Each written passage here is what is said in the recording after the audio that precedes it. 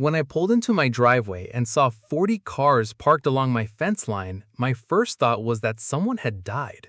My second thought, when I saw the white tent glowing in my own backyard and heard a string quartet playing inside my barn, was that I was about to lose my mind.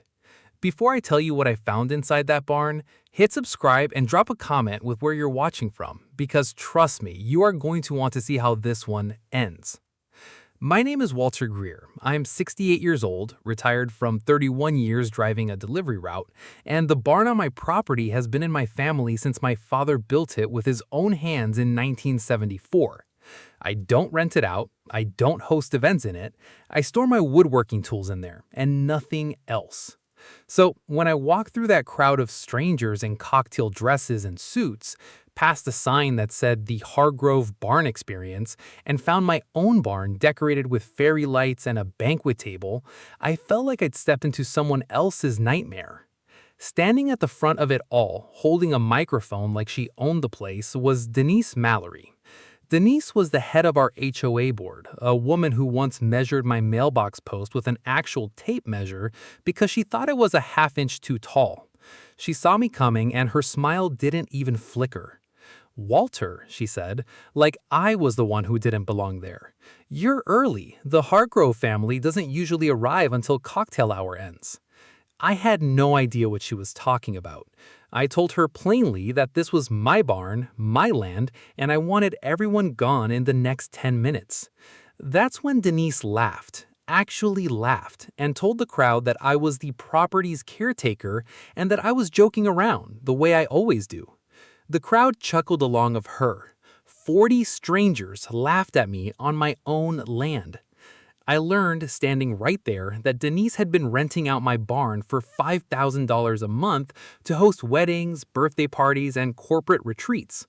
She'd built an entire fake hosting business around a building she didn't own, using photos of my barn on a slick little website, telling clients it belonged to the HOA's Community Events Fund. $5,000 a month for who knows how many months, and not 1 cent of it had ever come near my mailbox. Now, you might think this is where I grabbed my phone, called the sheriff, and had her dragged off my land in handcuffs. That would have been the easy story. But life doesn't usually hand you the easy story, and what happened next is the part nobody expected, including me. Before I could even raise my voice, a man in a gray suit stepped forward from the crowd and put his hand gently on my arm. He introduced himself as Arthur Bell, and he said something that stopped me cold. He said he was the one paying Denise the $5,000 a month and that he had paperwork proving she told him he had full legal authority to lease the barn, because she claimed in writing that she was my power of attorney. My power of attorney. A title that did not exist, signed by a woman I'd never once given permission to speak for me. Arthur showed me his phone, scrolling through months of text messages where Denise reassured him everything was legitimate, that the owner was elderly and didn't get involved in details. Elderly. I wanted to laugh and scream at the same time. Here's where it got stranger. Arthur wasn't angry at me, he was angry at himself. Because tonight's event wasn't just any party, it was his daughter's engagement celebration, the biggest night of his family's year, and he'd paid Denise extra to make sure it was perfect. He looked at his daughter, a young woman in a pale blue dress standing frozen by the dessert table, and I watched something break behind his eyes. Denise, sensing the ground shifting under her, tried a new approach. She turned to the crowd and announced, voice trembling with practiced emotion, that I was a lonely old widower who got confused easily, and that everyone should be patient with me. She was trying to paint me as the problem in front of 40 witnesses, on the same night she'd stolen my property and lied to a grieving father walking his daughter toward marriage. That's when I did something Denise never saw coming. I didn't argue with her in front of everyone. I simply turned around, walked to the side door of the barn, the one only my family knew about, the one hidden behind the old grain chute my father built decades ago, and I changed the lock, right there, mid-event with my own hands, using a spare deadbolt I kept in my truck for exactly this kind of emergency on the property. Within 2 minutes, every exterior door to that barn was locked from a system only I controlled, including the main one Denise was standing in front of. The string quartet kept playing for about 30 more seconds before they realized something was wrong, because the lights, which were wired through my barn's old breaker box, went out section by section as I disconnected each circuit Denise had illegally tapped into. Cocktail hour ended in darkness and confusion, phones lighting up like fireflies, and Denise pounding on a door that no longer answered to her. Arthur found me around back. I expected fury. Instead, he asked me one quiet question.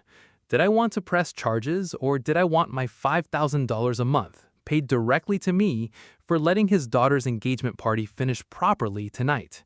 He'd already lost enough money to Denise. He wasn't going to let his daughter's night be destroyed too, and he respected that I'd taken control of my own land instead of making a scene. I thought about it for exactly as long as it takes to look at a young woman in a blue dress trying not to cry by a dessert table. Then I unlocked the side door, turned the power back on myself, and told the quartet to keep playing. Denise stood there stunned, expecting me to either throw everyone out or hand the whole night back to her. I did neither.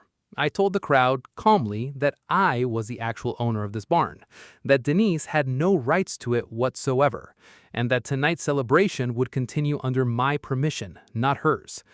Denise's face went the color of old paper. She started to argue, started reaching for that microphone again. And Arthur, the same man she'd been quietly squeezing for cash for months, stepped between us and told her, in front of everyone, that her services were no longer needed and that she should leave his daughter's engagement party immediately. Watching Denise walk out of my barn alone, past 40 people who now knew exactly what she'd done, was its own kind of justice. No badge, no courtroom, just the truth landing in front of people who mattered. The real twist came 2 weeks later. Arthur, it turned out, was a contractor, and grateful for how I'd handled that night, he offered to rebuild my barn's old roof and wiring for free. Properly this time. No illegal taps, no shortcuts. We struck up an honest friendship over that project, the kind you don't expect at 68. Denise, meanwhile, was quietly removed from the HOA board after 3 other families came forward saying she'd hinted at similar community venue deals on their properties too. Deals that never happened because, as it turned out, mine was the only barn she'd actually gotten away with using, and only because she gambled that I wouldn't notice.